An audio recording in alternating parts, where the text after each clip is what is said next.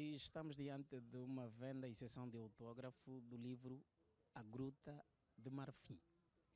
Sim, a Gruta de Marfim sai hoje à rua, como eu estou a dizer, e esperamos então que ele possa chegar aos seus leitores.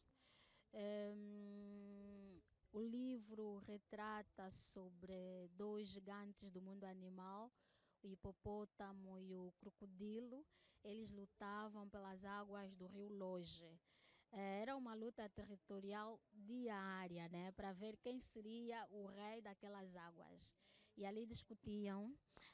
O crocodilo era mais paciente e queria que fizessem uma divisão justa, dividissem o rio ao meio, mas o hipopótamo sempre desconfiado, pensava sempre que estava a ser enganado, até que um dia chegaram em vias de fato, né, lutaram mesmo fisicamente, e foram até as profundezas do rio Loje, e quando emergiram alegres, confiantes, a conversar um com o outro e tornaram-se amigos, pegaram nas suas famílias e voltaram nas profundezas daquelas águas. Acredita-se que a Gruta de Marfim esteja lá no fundo do rio, porque muita gente estava à procura da gruta, ninguém sabia se estava num povoado ou numa montanha, então acredita-se que esteja lá. Todos os outros animais tinham medo desses dois e ficavam escondidos, né? E quando eles desapareceram, todo mundo quis saber o que terá naquelas águas, e aconteceram algumas reuniões até tentar descobrir. Então a lição que nós queremos passar aqui, a grande lição, é da união. Nós, quando nos unimos, conseguimos realizar grandes coisas, conseguimos fazer grandes feitos. Foi o que aconteceu com o crocodilo. Quando eles se uniram, lá as coisas ocorreram da melhor forma possível, e é bom. Gruta de Marfim tem uma tiragem de 1000 exemplares, né, para 1000 leitores a princípio, mas futuramente, assim que esgotar, amanhã uma editora poderá fazer mais.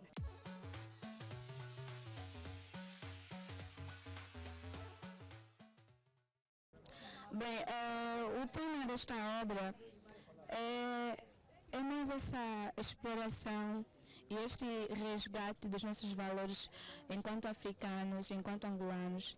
É uma obra que nos convida realmente a esse nosso mundo e principalmente a ver as diversas formas de resolução de conflitos. Nós temos aqui o Rio Loje. Nós temos também a famosa Gruta de Marfim, que se encontra no fundo do rio Loje. Esse rio existe na realidade, cá em Angola, é mortífero, é perigoso. E na obra, para além de perigoso, ele também nos traz ali um mistério. E vim fundamentalmente porque tenho estado a acompanhar o trabalho da doutora Domingas Monte e particularmente como ainda tenho um filho de 13 anos, e acho que faz todo sentido que ele, para além daquela leitura convencional da escola, não é, e do aprendizado do dia a dia, então faz todo sentido que ele também envereda pela leitura infantil. E o que se pretende aqui, não é que os nossos filhos possam então, com a ajuda dos pais, poderem então ter um acompanhamento daquilo que devem ler nessa fase da sua vida. O primeiro conselho é aquele que eu dou sempre: os adultos têm que ler no país. Portanto, a literatura toda ela é para os adultos, não é para a criança. Okay. A criança é ensinada a ler pelo adulto. Ora, se o adulto não lê, é como um pai quer educar um filho, mas não tem conhecimento das regras sociais, nem dos deveres sociais, nem da forma de educar a criança para o estudo. O pai não tem esse conhecimento. Claro, por isso é que temos crianças com iliteracia, que não leem nada, porque não vêm os pais a ler, não vêm os professores a ler, o professor não lê para eles na sala de aula. Portanto, a primeira estratégia mesmo, o primeiro eixo de leitura, da opção de leitura agora, do plano de leitura, é pôr os professores a lerem quando são formados aqui no magistério primário e levar os pais a lerem a obra que vão dar à criança. Não se pode dar uma obra a uma criança sem primeiro você ler. Pode definir os teus princípios religiosos, morais e éticos. A obra, né? Então você tem que ver qual é o conteúdo da obra antes de dar à criança. Portanto, nenhuma criança vai ler enquanto não ver um adulto a ler. É um caso excepcional ver uma criança ler. Os professores e os jornalistas são as classes que deviam mais ler numa sociedade. Temos esse déficit, mas a culpa não é deles. A culpa é que, primeiro, não há livros à venda, não há livrarias. O livro está muito caro, segundo aspecto. E terceiro, não há bibliotecas. Já havia bibliotecas comunitárias, bibliotecas escolares, a Biblioteca Nacional não tem livro, eu fui lá pesquisar, não tem livro. Então, com esse conjunto de condicionalismos, é difícil você esperar que a juventude vai ler, que os pais vão ler, que os professores vão ler. Agora, os professores é fácil porque o governo pode investir no livro, pôr os livros no magistério primário.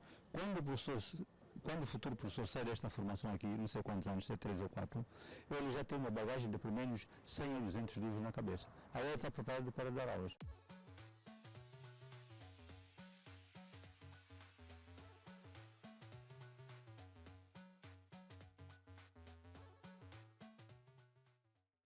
Qual é o público-alvo? São as crianças, mas também os adultos podem ler, né? Ler para as suas crianças, ler para si, para ter algumas lições daí do livro. As principais dificuldades que tiveste neste livro?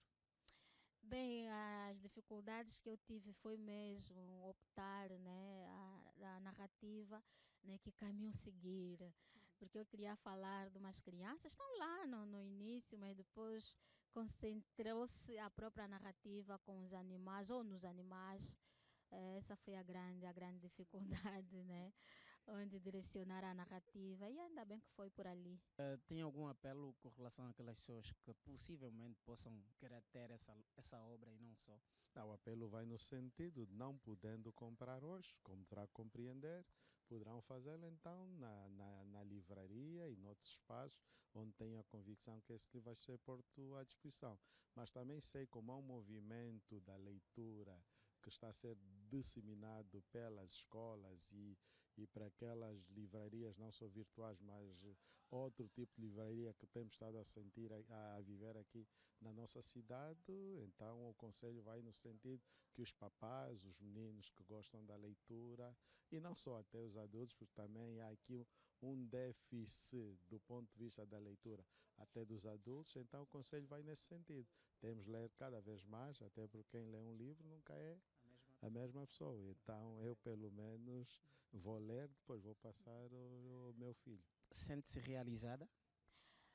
Bem, não é exatamente realizada, nós queremos sempre continuar a trabalhar, essa é a nossa meta, essa é a nossa missão, continuar a trabalhar em prol das crianças, em prol da sociedade, para que consigamos, todas as vezes que conseguirmos publicar um livro, chegar a ter as crianças com essas várias lições didáticas, para termos homens e mulheres de um futuro bom, né? Homens e mulheres comprometidos com a pátria, né? Com a sociedade e com tudo aquilo que acarreta. Tem algumas palavras dirigidas à autora Domingas Monte? Portanto, para a autora é aquilo que eu já disse na apresentação. Ela tem um pendor educativo, tem aquela ideia de olhar para a criança, né, com um espírito de materno e de pedagógico. E eu espero que ela continue nesse caminho. Sim, até então está a ser uma boa atividade. Tivemos 3 distintas apresentações. Cada um dos apresentadores apresentou a sua perspectiva em relação ao livro.